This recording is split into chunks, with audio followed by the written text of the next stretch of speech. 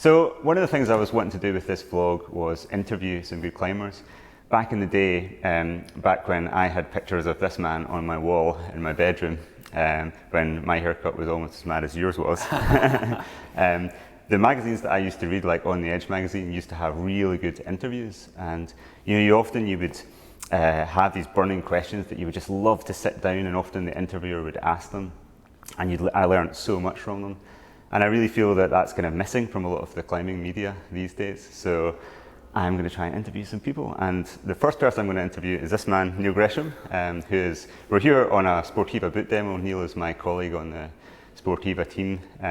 But yeah, you're like a climbing hero of mine when I started climbing. Like I say, I followed your climbs from back in the day. And I was just a youngster at that point, but I've followed your development in climbing for, 20 odd years, and I've seen you do obviously all the hard grit routes and sport routes back in the day, but then progress to do hard routes in all the different disciplines. You've been the classic all-rounder, which I've tried to be. I'd certainly passed the baton, there's no doubt about that. Maybe I was for a bit, Dave, but that era came to an end, I've always enjoyed doing a whole variety of styles, But the other interesting thing about yourself is, if I may say so, I don't think you fall into that category of the uber naturally talented, just built for climbing category. No. So your level has come a long way right through your adulthood. In fact, to last year when you did your first 8C+. That's right. Which I'll ask you about that in a moment.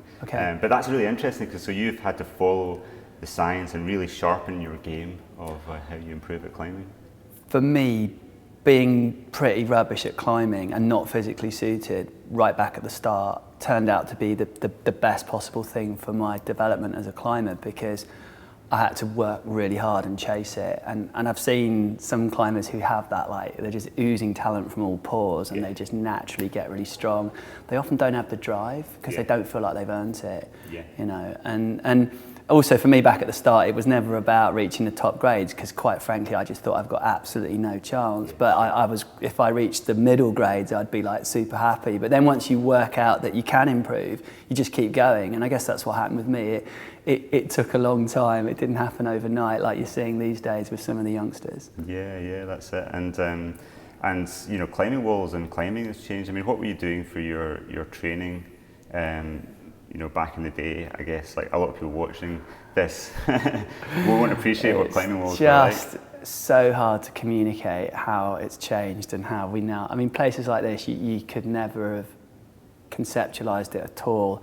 Climbing walls were, they were an acquired taste. They were usually pretty dark, dusty, dingy places, vertical walls with the pointing hacked out of the brickwork that you're crimping on. Maybe if you're lucky, a few polished blocks cemented in. There was no colour-coded routes or problems. There was no bolt-on holds. You made up your own stuff. You just traversed about. And also, I couldn't really. I got into climbing when I was at school, and I couldn't get to climbing walls, so I just did loads of weights. I just thought that pumping iron would get me strong. Built all these big muscles and found that it kind of made me worse. It took me a while to work that one out. But there was no information around. There was no way pre-internet. There was no films, there were no books. You literally made it up as you went along. Now this is interesting because we have these great climbing walls now. We have a ton of, you can just go onto YouTube and find whatever information you want about any intense detail about training. Sure. And yet, back in the day, you were climbing E9, and your peers like Ben Moon and Jerry Moffat were climbing 9A. Yeah. And they're still hard grades today. I know things have moved on for a few people beyond that. Their routes haven't got any easier. And I guess it's popular to discuss this kind of disconnect between indoor climbing and outdoor climbing, and it's almost like the better people get indoors, the harder sometimes they find it to just get out and translate their skills once they're out there. And who knows the reasons for this? I think it was all just because in my era it was all about the crag, because the climbing walls and the training was just so rudimentary, so you kind of made your improvements on the crag. Whereas these days the attitude is more, you make your improvements indoors and then you go outside and try and test them. But then that bit often gets cut off and forgotten about. In my view, what it actually is, well, in part at least, is the nuance of the detail of movement on rock. When I see younger climbers who do a lot of climbing indoors, they try to move outdoors, they can't quite match their same ability as they have indoors when they go out, and they're not seeing the detail of sequences. But do you think that's right, or is there more to it? Yeah, well, I think British climbing is also particular. It's a tough customer to make that translation. I think, you know, you live in Spain and you've got these like orange overhanging cliffs with white chalk marks and black rubber marks. It's a bit like climbing at a wall, you know. Whereas you find yourself at Malham or somewhere like that, and it's just completely baffling. Like, what do I do? Where are the holds? And it's the same with trad, you know, you've got to wind it right back and perhaps put your pride to one side, and, you know, maybe these big grades that you're doing indoors, well, if you want to learn how to use a rack of gear, you've got to go back and start doing like V8s, VSs and HVSs. Maybe people don't have that patience because, I mean, hey, the other thing that it's popular to discuss is that these days people are pretty short of time. And back in the day, I hate that expression, but like, you know, people, you'd go off climbing and you'd spend so much time just like messing around, like dossing in bus shelters, like walking into the wrong place, like, you know, getting on a route, getting rained off, like not actually even doing any climbing. It was all so time consuming in order to eventually get on something worthwhile and like further your skills. Maybe there's this thing these days that people just think, well, I'd like to do that, but I'm just too busy. Yeah, or even when they do get to the crag, they've not had enough sleep, or they're stressed. Yeah, definitely. It's actually quite nice just to sit and do nothing because they're doing too much else in the rest of their life. Well, that's right. You mentioned Malham there, so that's one of the main things I wanted to ask you about. So, okay. You've obviously climbed there for a long time, but you've recently moved there and you've spent a lot of time there. Yeah. But can you just tell us what you did? It was last year, wasn't it? It was the year before, 2016. Oh, Yeah. Okay. It was really strange to go back because when I used to climb there, you know, in the sort of late 80s, early 90s, it was popular to suggest that there weren't really any new lines that mortals could climb, you know, and sure enough, the last obvious great lines were picked off by Steve McClure, and I think after that, the locals kind of switched off to the concept of new routing and focused on repeating hard stuff. And meantime, I was off around the world, like climbing in places like Cuba and China and Kalymnos, you know, taking a drill with me and just putting up new stuff, because I always regretted that I missed that big new routing boom in the 80s, and, you know, when all the stuff was being put up at Malham and in the Peak. And I wanted to do new sport routes, so I just did them abroad. And you kind of learn the craft. You learn how to sort of spot lines and get the bolts in, and just how to conceptualize a route, which is a totally different skill to actually climbing a route, as well, you know. And then, of course, I came back to Malham and Kilnsey with fresh eyes, and it started actually at Kilnsey in 2015 when I was warming up on the Directissimo, which is the route that everybody climbs like billions of times. And then I was looking up at the roof up above, and, you know, having been to places like, you know, Santa Linya and Rodeo, some of these like super crags, and you think, well, hang on a minute, there's a big roof up there, there's only one route going through it, like, it's got, you know. And of course, as soon as you head up with the, you know, with your aid climbing gear, you find holds, and it's like, oh wow, you know. And so I actually started at Kilnsey. I did a new line through the roof, 2 new lines through the roof in 2015. And then in 2016, it's same thing at Malham. You know, I went back and I wanted to revisit Predator because it was my first 8B. I did it when I was like 21 or something, and I went back on it and I was like, hang on a minute. Why is it that Zuluk, the route to the left, is extended through the bulge and goes to the top, and then Cry Freedom, the route to the right, is extended and goes to the top, and Predator just stops under the bulge? And, you know, and sure enough, dropped in. And well, Steve McClure had actually been there first. He'd put some bolts in, but he was not interested in it because he was doing Rain Man, you know, he had bigger fish to fry. And I mentioned it to Steve. He's like, oh, you know, have a look, you know, see what you can make of it, which was pretty kind of him. And I had a look, and it transpired the way Steve had tried to go, typical Steve, was like, just looked impossible to me. But I saw like more of a line of weakness fractionally to the left, and I asked Steve if I could move one of the bolts, and he said, yeah, sure. So I literally moved, well, 2 bolts, 1 meter to the left, and then started working it. The only snag was that there was like, a desperate sequence through the bulge, and I couldn't, there was 3 hard moves, and I couldn't do any of them.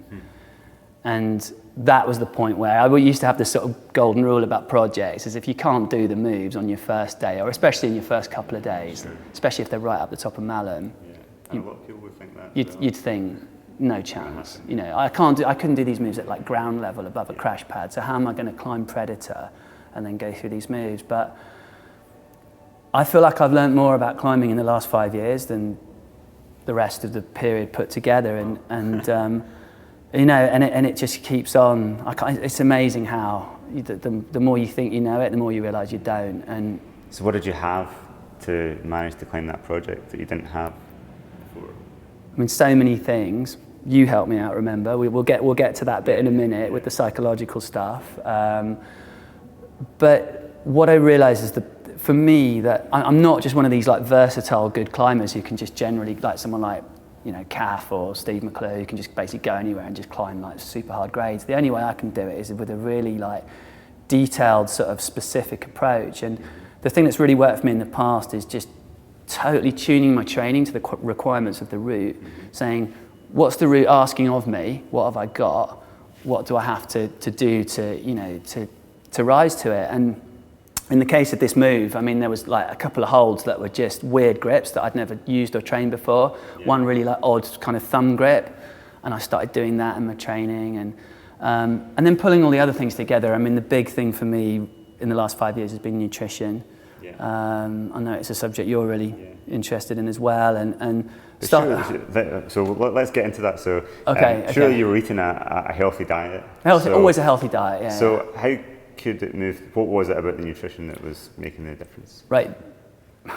I used to get really skeptical of all this hype about nutrition. It's the most hyped subject out there. You know, miracle diet, it will make you, you know, like climb 5 grades harder and you know, like, change your life and all this. And I'm like, yeah.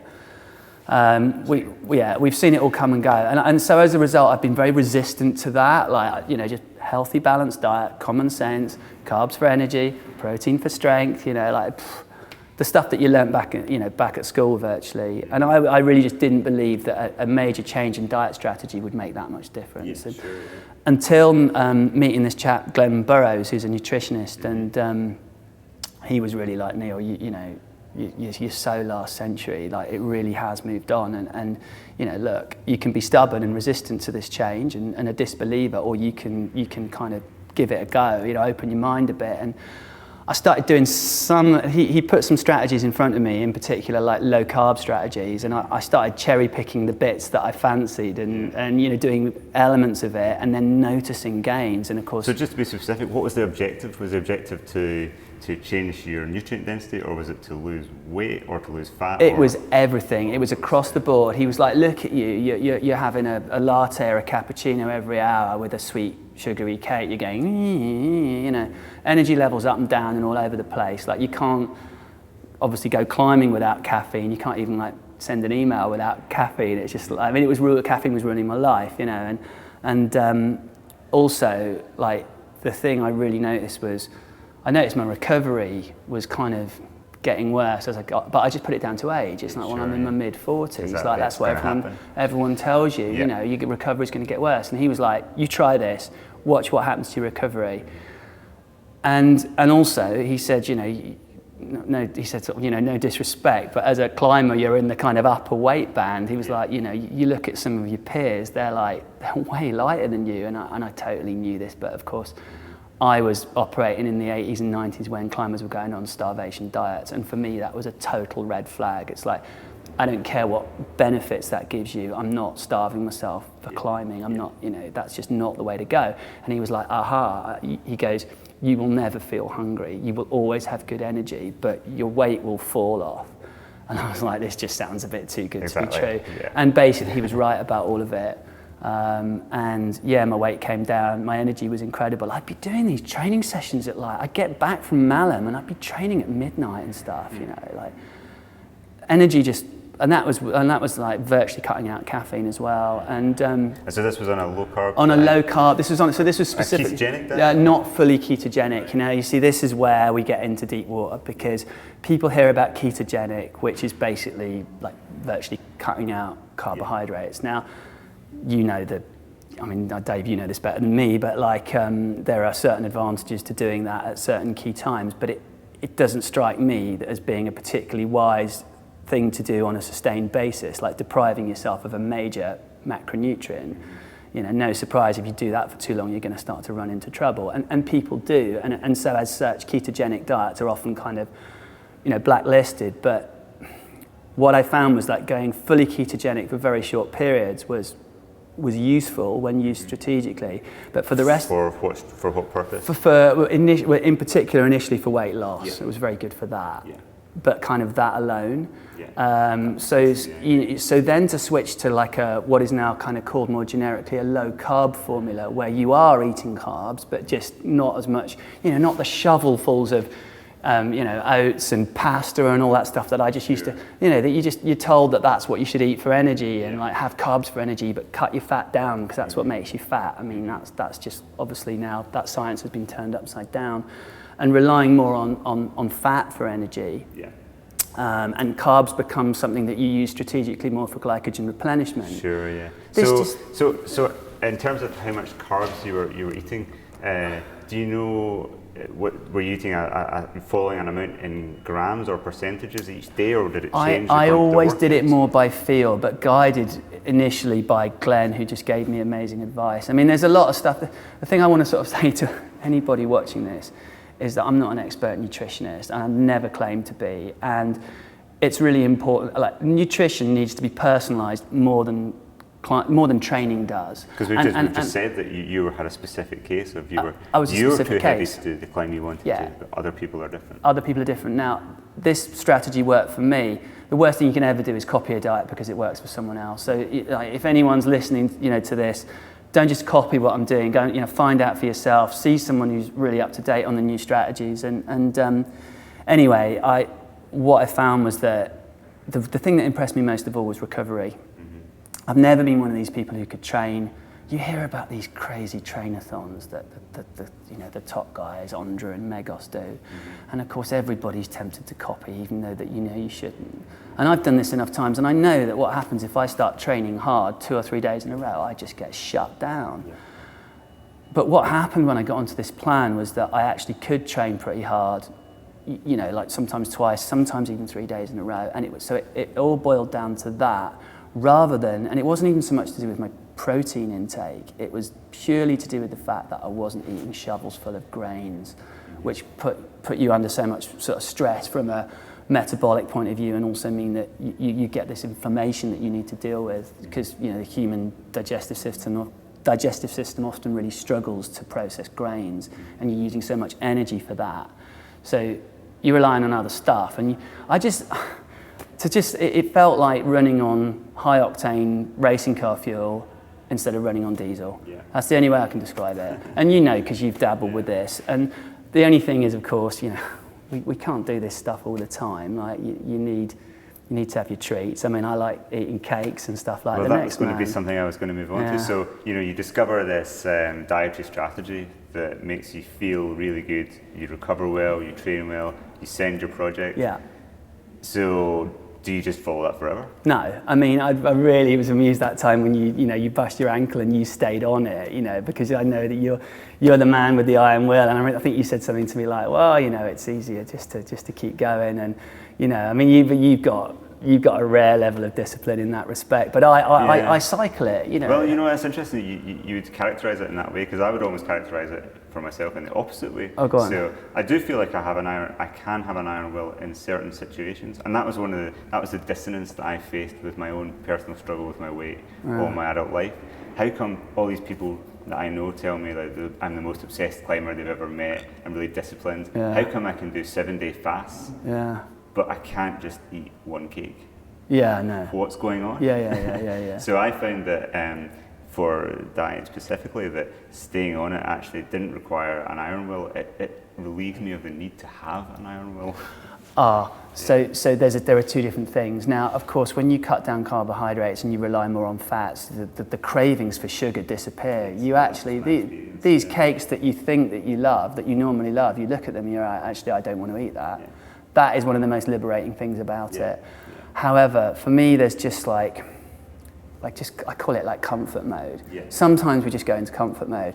When we're busy with work, tired from doing like family stuff with the kids, a little bit stressed out, you just want to eat what you want to eat. You just want to use food as a bit of a comfort tool. And I'm not talking about, just going buck wild at McDonald's or something like that, but just like not follow a strict diet. And it just is the same way as who can and who should follow a training program all year round. There are clearly times of the year when a training program makes sense, but there are clearly like equal amounts of time when you should just freestyle and just enjoy climbing and just going by whim. I know you've written about this before, and I found it very interesting. It's like, you know, just the difference between the structured approach and the kind of more intuitive approach. It's the same in nutrition. I'm not the sort of guy who can follow some like hardcore nutrition routine all year round, and I just use it strategically. One of the key factors here for me, Dave, is when I switch to it, everything about me goes into a different mode. Like, I mean, at the moment, I mean, you see there's no dietary strategy going on at the moment. Yeah. I'm in the off season. It's autumn. It's the end of the year. I'm chilling out. I'm doing what I want. I've come here today. I haven't even climbed. I've just been chatting to mates. And then I'll start, you know, training and building up. And I still probably won't get on this program too soon. Yeah. But when I switch into it, everything goes up a gear. Yeah. You know, mentally, I just go into this heightened state, and you know, the weight comes down, the recovery improves, and I become a different climber. Yeah. And I mean, that's how I see these things. It's a tool in the box of your big picture of training tools. Yeah. And just because you have this highly effective tool doesn't mean you need to use it all the time for everything. And I think I was going to say it would still be effective if you could really be so on it as you could use it permanently and just cycle it a little bit. I think you could stay on it permanently. Yeah. But that just hasn't been. You just got to find the approach that's right for you. Yeah. And I've actually been trying that myself over the past 3 years, because about the same time that I was experimenting with it myself, and finding that a standard strict ketogenic diet it just had a huge positive effect on my climbing and broke my own personal goals. Yeah. And then, but then I wanted to see if I could falsify it to see, like, was it really the diet? Was it really the diet? Was it placebo? Was it something else? Because one thing I also did was I went away on a trip to try it, because I thought it would be easier out of the home and family environment. Yeah. Because I was going to eat this totally radical diet. Right. Okay. It was so far from what I'd done before. So I thought, well, was it just the environment? Was it all these things together? Right. In fact, you're on a trip and you're sleeping well and you're having fun and all these kind of things. So I wanted to falsify it and go back to what I was eating, and also play around and go back to, well, what if I reintroduce significant carbohydrate back into the diet, but only in a very specific whole food form, and sort of cycle through all these things and try to find an optimal strategy for me. And that's the interesting thing. That's where I think the individual aspect is really important, because like, what are you optimizing for, and what are your constraints? Yeah. What's been so interesting for me was, like I said, the first time I just dabbled with it and I got some okay results, nothing to get super excited about. And then the second time I went in, I tweaked it up a bit and I started taking on more of the advice, and hey, I got even better results. And then the third time round, which was when I was going for that Malin route, I just did the whole lot. And not just the diet, but like kind of some of the like supportive strategies. I mean, I was having like cold showers and cold baths, and I was taking like, magnesium and all sorts of just all the background stuff that, the biohacks, if you like, and the result was just, I know what you mean about the placebo effect, but there's only one time in my life when I've ever stepped forward to a route knowing that I've done absolutely everything I could to prepare, and that was for that Malin route. And when you feel like that, you feel invincible. Otherwise, you're always nagging, I didn't do enough endurance work. I didn't do enough strength work. I've been a bit lax with my diet. I could have been better. But when you can just free yourself from all that and you go, there is no better preparation than I could have done, then you go, right, well, that's all the excuses out the window. I'd better send this route. And that's all we're kind of looking for, really. Yeah, that's all you're looking for. So just, it'd be interesting for people to know, so when you were doing that stricter low-carb almost, or sometimes ketogenic, what's a typical day like? What were you actually eating? Oh, crumbs. Well, the low-carb one of the, I think the biggest thing for me is cutting out the carbs in the morning. And this is, again, I can't believe we're talking about this, because I know there's going to be some controversy here. There's going to be nutritionists contacting you going, oh, you know, what's Neil Gresham talking about and all this. And it's like, I repeat, this was what I was advised to do. Yeah, I'm just asking what you did. Yeah, I know, yeah, but you know what a controversial subject it is. And people yeah. are going to go, like, people will go nuts about this because, but I think it's great that you're asking me about this, because we've got this situation in climbing at the moment now where, because online is such a like warfare, you know, people are actually scared to say what they think because they just worry about getting gunned down, and that means that often conversations like this don't take place. That's right, you know, so here we go, we're in the middle of it all, and what I realised was that eating hardly any carbohydrates during the day and only eating them in the evening was the way to go, because of course the conventional things that you hear is out there. Oh, don't eat carbs in the evening, no carbs after 4 o'clock, that's the way to lose weight. To me, that's topsy-turvy, because during the day I run on fat and I function better on fat. Like mentally I'm clearer, physically I have more energy, I don't experience cravings. Like during the day I function better on fat. I just know it. Come the evening, especially when you've done all your work and you sit in front of the TV and you go into that kind of naturally into that comfort mode, I fancy a few carbs. And the other thing is that this actually ties in with the science that I've had explained to me, and I've also looked at myself, which is that at night, that's when you recover. So actually having carbohydrates to assist the recovery process overnight is pretty handy. Yeah. As such, you don't really need them during the day as long as you're running on fats, but they're useful at night. So back to your question, I mean, the key for me was like a high protein, relatively high fat and nutrient rich breakfast. So something like eggs and salmon, eggs and smoked mackerel with a big pile of spinach, so you're getting all your micros from the spinach. You know, you can during the day you can snack on things like nuts, like avocado is great, olive oil is great, but like weirdly, you know, other things that we've always thought in the past is like, you know, fruit is good, fruit is healthy. Fruit is of course healthy, but fruit is a big source of sugar, so fruit's out the window. And then in the evening, it's like, you know, some meat or some fish or some chicken with a big pile of greens. It's like all your micros come from greens. But then in the evening, there'd be a small serving of something like sweet potato, you know, a relatively low GI carb, but crucially not wheat, not pasta, which is what I was brought up on. It was like wheat 3 times a day, wheat for breakfast, wheat for lunch, wheat for dinner, but wheat has to go. I don't think you'll find too many nutritionists disagreeing with what you've just said. Well, hopefully, but I just don't want anyone to think, I'm so not saying I'm any sort of expert, but what I am saying is that I'm not imagining this. And bear in mind, I was the biggest skeptic out there. And also, you know, I don't know, could it be an age thing? Does the diet become, you know, I mean... There is maybe a story around that. I think there's a story around that. Would this have been as effective when I was younger? I just don't know, but I'll tell you what, it's effective for me now, Dave, and as a result, I'm climbing harder at the age of 47 than I climbed when I was, you know, 20 and full of testosterone, and you know, and not just because of the diet, but clearly because you're refining all other aspects. Your technique, your tactics at the crag, the way you warm up, like the whole thing you're refining. Yeah, but it does move the needle a lot, especially for folk like you and myself who, you know, we're not so naturally wiry and lean. For a much leaner individual, it might be a completely different story. I mean, there's also the whole aspect of recovery, inflammation, long-term health. That's another story, but just specifically to short-term weight. You know, it might just move the needle more for us than for others, and especially with the age thing as well. Like.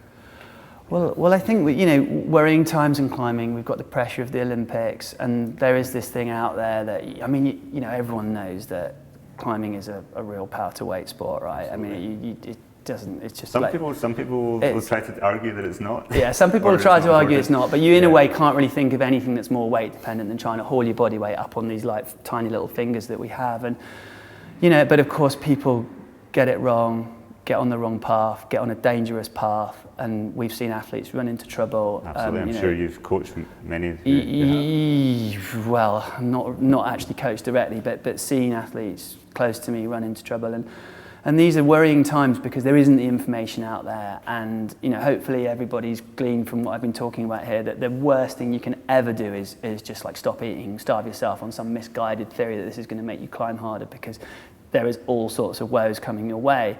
What hopefully people will get from this is that there are some fantastic nutritional strategies out there that help people to control their weight, maintain a good weight, to maximize the performance whilst also being healthy at the same time. That's what we're talking about here. Yeah, absolutely. Obviously the dietary strategy worked for getting you to the right body composition to do the climb. But there was also another aspect I wanted to ask you about. So I was very surprised to get a message from you while you were in the process of trying to redpoint that climb. And you were asking me about psychological strategies for redpointing. So you were having a bit of some issues with that. Can you tell me what they were? Well, I was. And you know, there's this thing with redpointing, it's such a mental game. Once the training's done, then the route is won or lost by, you know, your ability to adopt the right mental state and keep things under control psychologically. And with coaching, I'm a firm believer that you need to go to the person who has, like, well, you're not always going to be able to access the person who has the most experience, but the person who has experience in the area that you're after. For example, when I was doing Freak Show, which is a huge roof at Kilnsey, I went to Stevie Haston, and a lot of people were like, what's Gresham going to Stevie Haston for? He's like really old school. And it's like, well, okay, tell me anyone else who's climbed 9A through a massive horizontal roof over the age of 45. Yeah.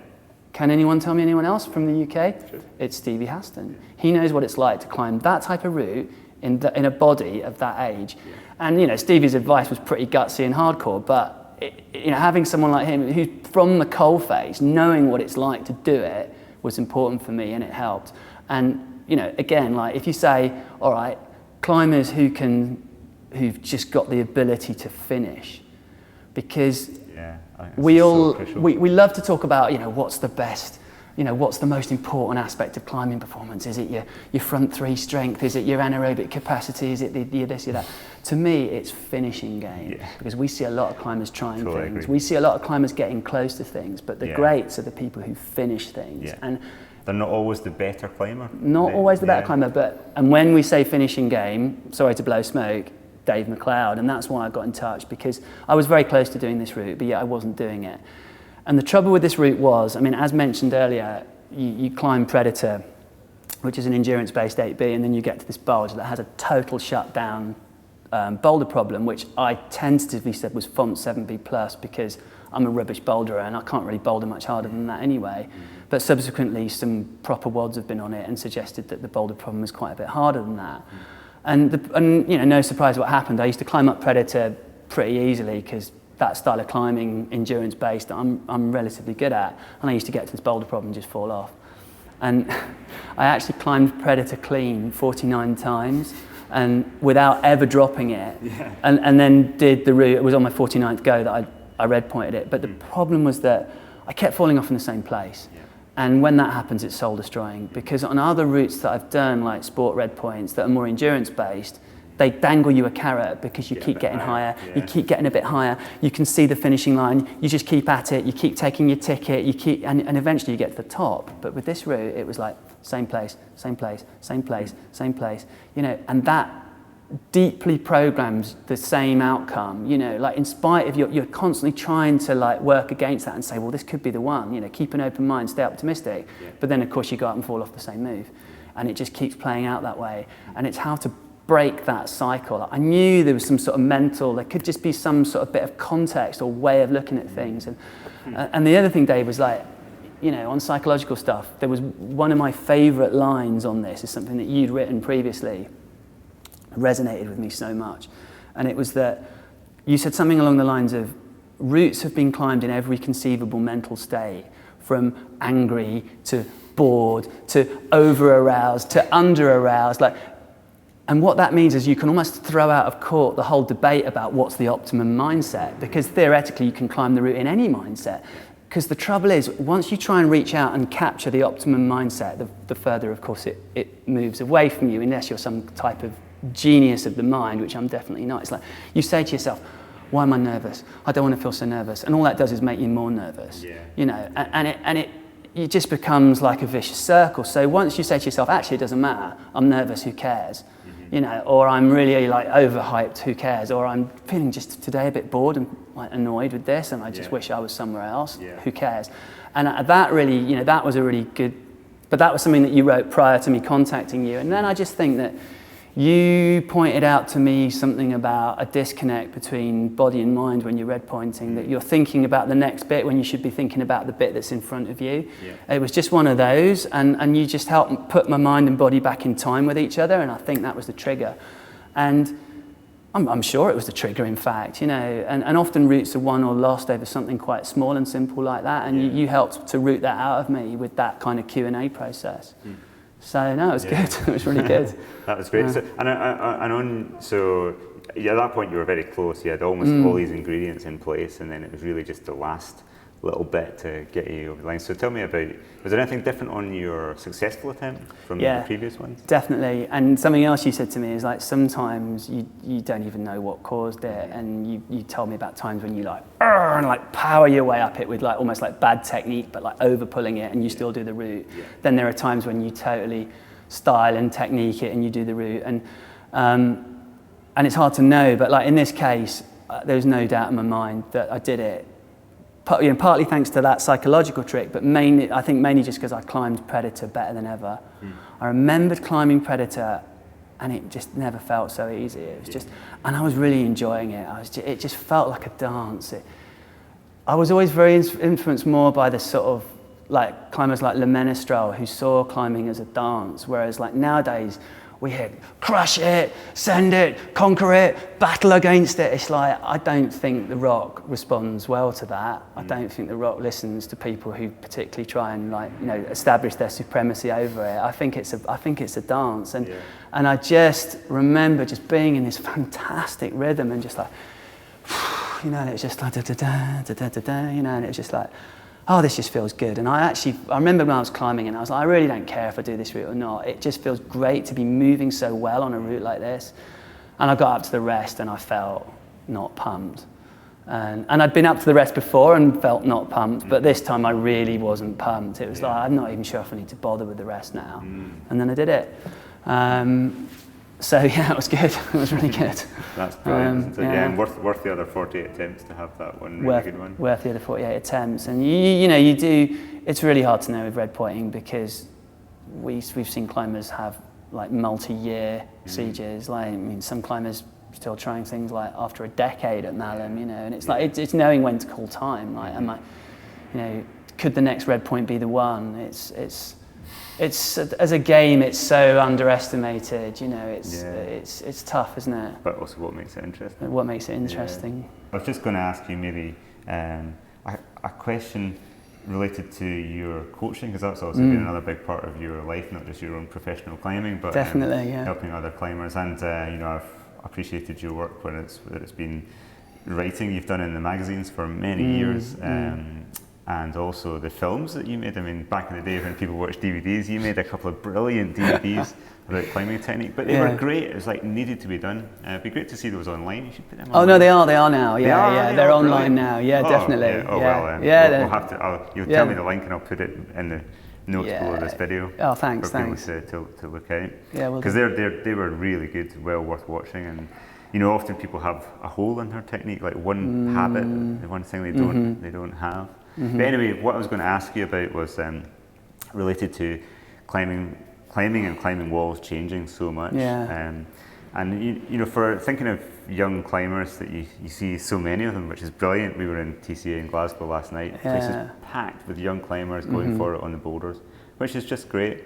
But what do you think are the major limitations for young climbers these days? What are the patterns that you observe in the world of climbing? Limitations in terms of like what their goals are, or just moving forward with their performance and their goals. Like, what are the challenges? I mean, you were saying that in your background, like maybe the quality of the climbing walls was an issue, but you had the advantage of having more time to go climb. That's things true. Like that, well, the quality of the climbing walls is in some respects is a blessing, and in other respects it's a curse, because they're just so darn good that people don't want to leave them, and climbing at a place like this as opposed to being in a kind of like wet quarry somewhere, and it leaves a lot of people that when they go out rock climbing and have a bad experience, they just gravitate back indoors, and it's really breaking that cycle. It depends what their goals are. If they want to be a good rock climber, then clearly they've got to be mindful of that. You just got to, you don't need a coach or me to say, you just got to get out and rock and practice. But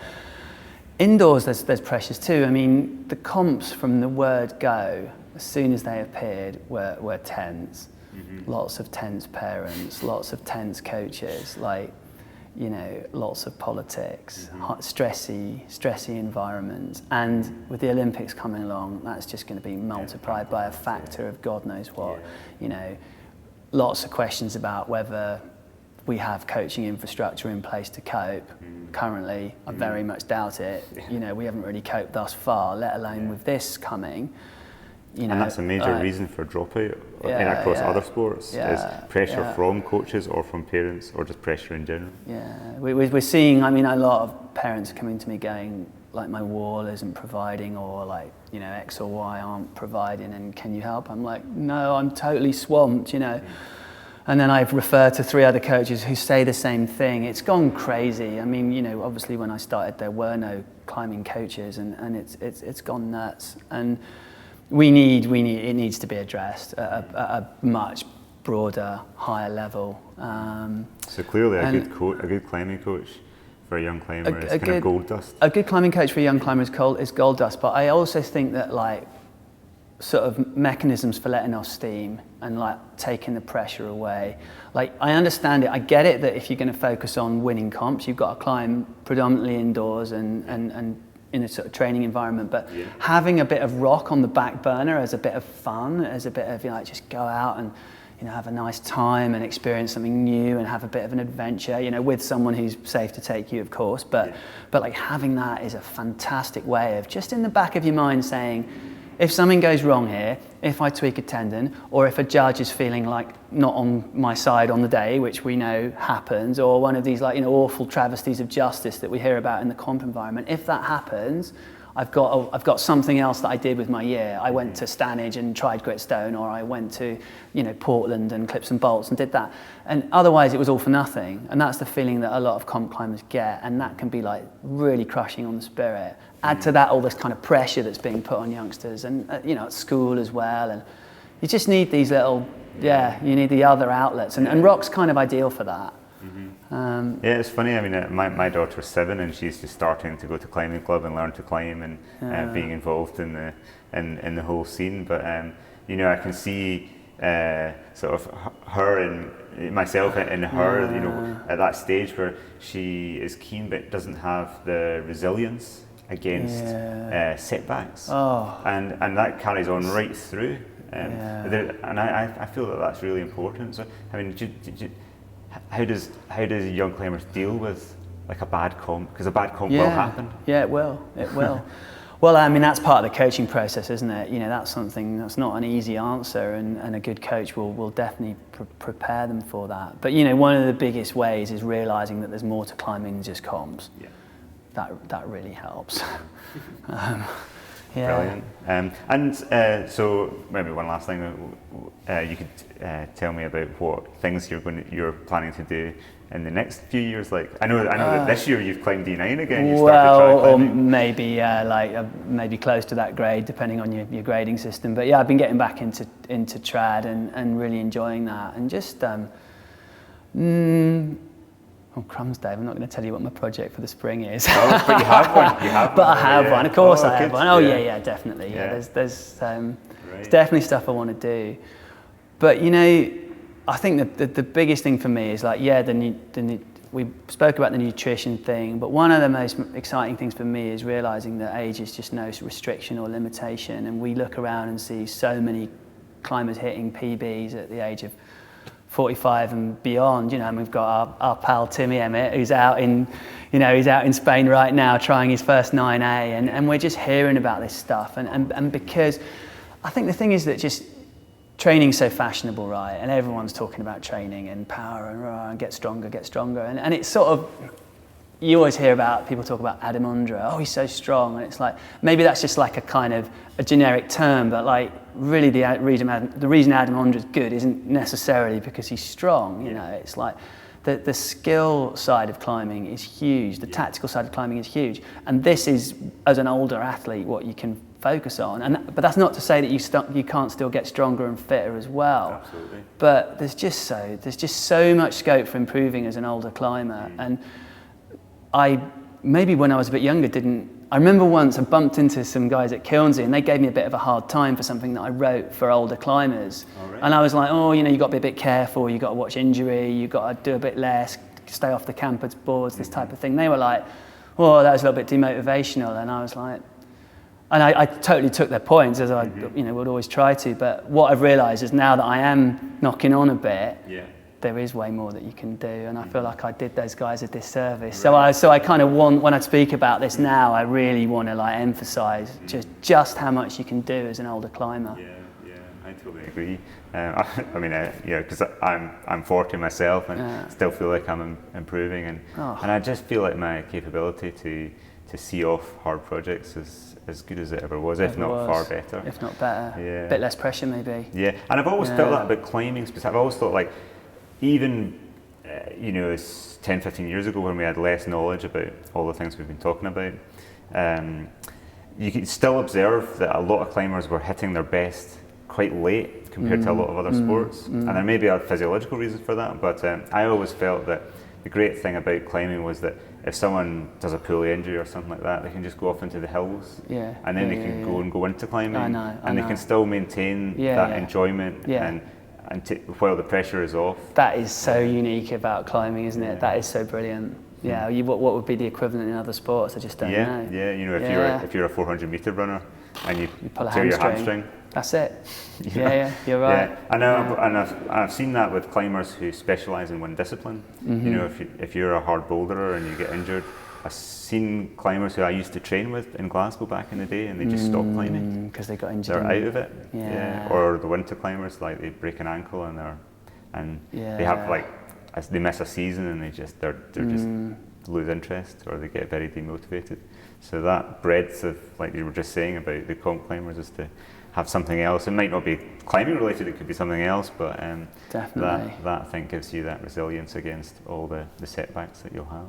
Oh, definitely. And hey, speaking of setbacks, I mean, you asked me about other major things that have changed, and I think that's an important one to drop in, is injury if I've got time, is injury prevention strategies. I mean, oh my word, what the top climbers were doing to themselves in the late 80s, and all these guys like blowing elbow tendons and like having major surgery, and that was just accepted as par for the course. People just thought that's what happened when you train hard for climbing, but of course now, the level of volume and intensity that climbers cope with is way higher, but they're not getting the injuries because of all the preventative strategies, all the antagonist work, and that's the other thing that I think has made a huge difference to me personally. I don't get injured anymore. I don't even feel like I need to touch wood, I haven't really had a serious climbing injury for seven or 8 years, and so just to be clear, you feel that that's down to your antagonist? Predominantly. Good warm-ups, sensible, also like sensible training practices, not holding deep lock-offs, not fully crimping, going careful on more nose, there's a whole list of stuff. I mean, not doing stuff that's like uber repetitive. Yeah, it's like, don't do stupid stuff. Don't do stupid stuff. Don't do stupid stuff, like warm up. I mean, what we now know about warming up, a little bit of cardio first, and then not doing the good old static stretches that I used to tell people to do back in the 80s and 90s, you're cutting out this stuff in the warm-up and doing that after the session, doing more kind of mobility stuff, using the TheraBands to keep the shoulders in place, and then the antagonist, in particular, the one for me, because historically the injury that I've had in my career is elbow tendonitis. So using these like forearm extensor trainers to work the forearm extensors, that's just like, my elbows feel less fragile now than they did in my 20s. In fact, I'm just not even aware of my elbows anymore, which is amazing. So this is like body maintenance too? Body maintenance. And of course, a lot of these injury prevention strategies now aren't just like boring things that feel like a punishment. Some of them is quite fun training, and it makes you better. The rings. I mean, like what that's done for my core and my compression strength's still not great, but that's another story. But using those things makes you a better climber, and it means you're less susceptible to injury. I mean, why wouldn't you do it? Yeah. Great. Okay, so we've talked. That's a long interview. Is there anything else that you think we should see? We should cover well, Dave, when we get together, we could go on all night, but Absolutely. I think we've probably got to go and get on with this Sportiva Rocks You I demo. guess so, yeah. Oh, well, Yeah. well, thanks so much for talking to me. I really Pleasure. appreciate it, and I'm sure people watching will find that as interesting as I have. Yeah. Thanks a lot. Thank you. Cheers, Dave.